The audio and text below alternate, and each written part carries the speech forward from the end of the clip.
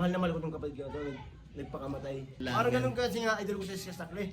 Kaya nga ito pinatato, kasi nga idol ko si Iska Stakli. Ayun, lagid-lid. Nasaan yung lagid-lid? Mga kwento ng tattoo sa kanto. Guys, nandito tayo ngayon sa Barangay Lumat. Piyesta dito ngayon. At may nakita tayong lalaki maraming tato. Tanungin natin siya about sa mga tato niya. Bossing, ang dami mo ng tato ah. Sinong artist ng mga tato mo? Si Mark J. Adunay. Lahat yan? Yeah. So may isang artist din, taga-kinabigan. Romel, Ilan na ang tato mo? Nega 30. Alin ang first tato mo dyan, bossing? Ere. Stop, may kaparehas ka no? Stop yung interview ko rin. Stakli? Karitor yun sa tagapabahay naman. Bakit stop, bossing? Kaya nga ito pinatato, kasi nga idol ko si Iska Stakli. Alin ang second tato mo dyan? Ito, mga alas, mga ganun. Saan part pinakamasakit, bossing? Dito ako banda. Bakit 2003? Yung kapanganakan ko. Dami mo na palang tato ano. Ay itong ano, sino nagtato nito? Si Mark J. Adunay din. Tapos itong bungok. Oh, yan lang. At yan, mga yan. May mga meaning yung tato mo na yan. Wala, trip ko lang. Trip ko lang baga na ano, pimpatato. Gusto ko kasi ipapuno yung braso. Pero ito lang, trip ko lang. Parang ganun kasi nga, idol ko sa Iska Stakli.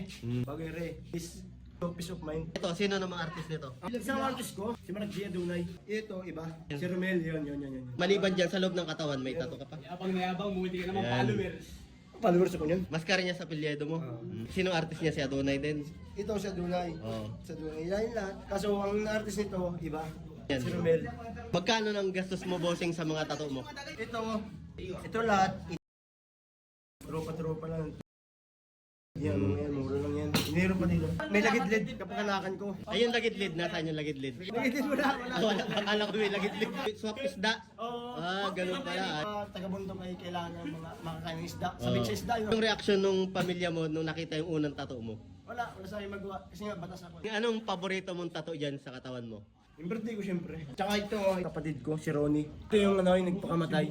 Kasi kaya ito pinatato, kasi nga yung mahal na mahal ko itong kapatid ko. Ito, nagpakamatay. Ito nga problema. Ito yung talagang pinakang gusto kong tato. Anong pangalan ni Ronnie? Ilan taong ka, bossing, nung tinatuan ka? 18? Ilan taong ka nung tinatuan ka? 19? 19 ba? 19 yan. Bakit ka, bossing, nagpatato? Ano yung mga yung artist lang baga? Yung kagustuhan lang baga sa katawan. Hindi ko man ito napag-mayabang. Kumbaga, arts ko lang to. Paalam ka, bossing, bago ka magpatato? Hindi. Buti hindi ka pinagalitan, ano? Hindi, May kasi nga batas ako. Ay, tato ka at nung wala. Anong masabi mo? Masabi ko, ang tingin lang ibang tao sa akin, masamang tao na. Okay, walang tato, maganda. Yun ang masabi. Please follow Kanto Tinta.